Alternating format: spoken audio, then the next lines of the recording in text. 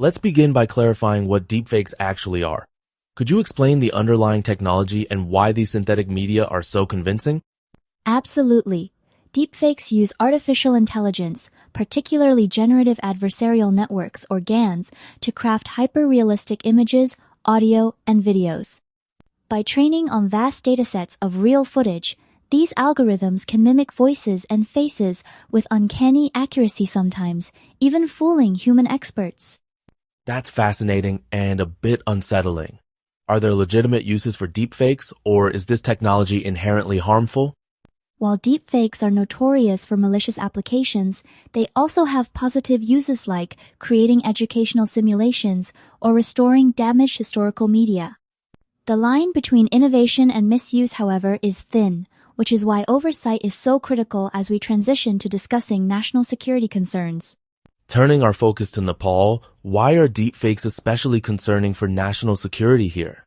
Nepal's growing digital ecosystem, paired with increasing political polarization, makes it vulnerable.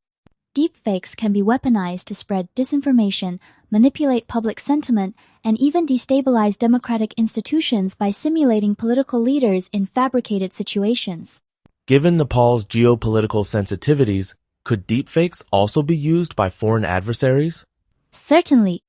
The cross-border nature of digital threats means neighboring countries or non-state actors could deploy deepfakes for espionage or to stir unrest, complicating both domestic and regional security dynamics. Let's dig deeper into election interference. How might deepfakes undermine Nepal's democratic processes? Imagine a viral video showing a candidate making inflammatory remarks released days before an election. Even if debunked, the damage to public perception can be irreversible. Deepfakes introduce doubt and can sway undecided voters or suppress turnout, as seen in other countries. Are there documented cases globally, or is this still hypothetical?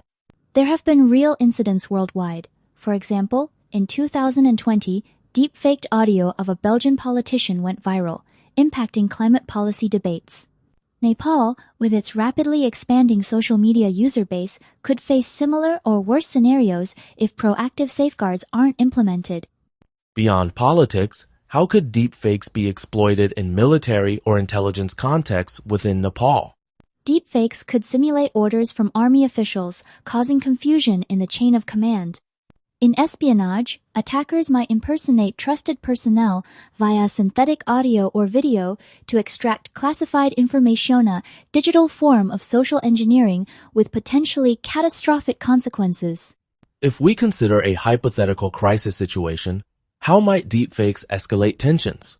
During a border dispute, a deepfake video of a military leader threatening aggression could trigger panic or retaliation, escalating conflicts unnecessarily. Such scenarios underscore the urgent need for robust verification protocols in national defense. Let's explore the social dimension. How do deepfakes erode public trust in Nepalese society? When people can't distinguish real from fake, skepticism towards all media grows. This liar's dividend where even true content is doubted fragments social cohesion. In Nepal, where trust in institutions is already fragile, deepfakes can exacerbate polarization and hinder effective governance. Could this lead to a scenario where no digital evidence is considered credible?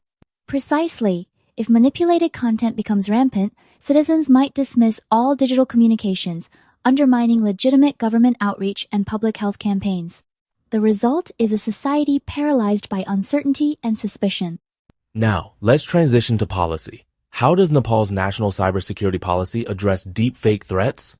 Enacted in August 2023, the policy acknowledges AI-driven risks, including deepfakes. However, it's been criticized for lacking a collaborative approach, with parallels to neighboring countries' restrictive models. Critics argue it doesn't sufficiently safeguard digital rights or provide clear guidance for law enforcement. So, is the policy more reactive than proactive? That's a fair assessment. While it marks an important step, the absence of specialized frameworks for deepfakes means Nepal remains reactive, rather than building resilience through multi-stakeholder engagement and transparency. How does the draft National AI Policy 2081 fit into Nepal's response to deepfakes? The draft emphasizes securing data and promoting AI literacy, For instance, it proposes national AI data centers to reduce foreign dependency. Positive move. However, it's been critiqued for not addressing AI-driven cyber threats, like deepfakes, in a Nepal-specific context. Could you elaborate on what's missing for effective deepfake mitigation? Certainly. The policy lacks clear funding for deepfake detection research, doesn't outline rapid response protocols for disinformation, and overlooks the unique vulnerabilities of Nepal's media landscape. Tailored solutions are needed to bridge these gaps. Given the role of online platforms, how has Nepal attempted to regulate social media and combat deepfakes? Nepal has banned TikTok and mandated that social media giants establish local liaison offices. These measures aim to increase accountability and make it easier to demand swift content removal. However, critics say broad bans risk stifling free expression and sidestep the root technical issues.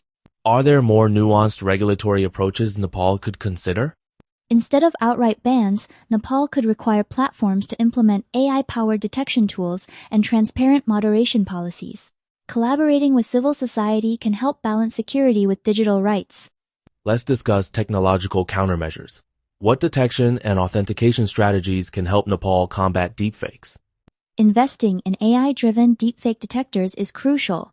These tools analyze inconsistencies in video artifacts or voice modulation, flagging suspicious content. Digital watermarking and blockchain can authenticate original media, making tampering easier to spot. How important is international cooperation for these efforts? It's vital. Deepfakes don't respect borders. Nepal should collaborate with global initiatives, share data on emerging threats, and adopt interoperable standards for faster cross-border response and knowledge exchange. Beyond technology and policy, how can public education help mitigate deepfake risks in Nepal? Media literacy initiatives are essential. Teaching citizens, especially youth, to question sources, check for context, and use fact-checking tools reduces susceptibility to manipulation. Studies show that countries with robust digital literacy programs report lower disinformation spread. Can you suggest practical steps for launching such campaigns? Partnering with schools, broadcasters, and local influencers can amplify impact. Interactive workshops, online quizzes, and public service announcements can demystify deepfakes and empower communities to resist digital deception. Finally, what does a comprehensive strategy for addressing deepfakes in Nepal look like? It means integrating advanced detection tools, adaptive legal frameworks, and continuous public education. No single solution suffices. The synergy of technology, policy, and societal resilience is key. Ongoing evaluation and international partnerships will ensure Nepal keeps pace with evolving threats. So, the challenge isn't just technical or legal, but fundamentally about building trust and adaptability? Exactly. By fostering collaboration across government, tech sectors, civil society, and citizens, Nepal can turn the deepfake threat into an impetus for digital maturity and stronger democratic integrity.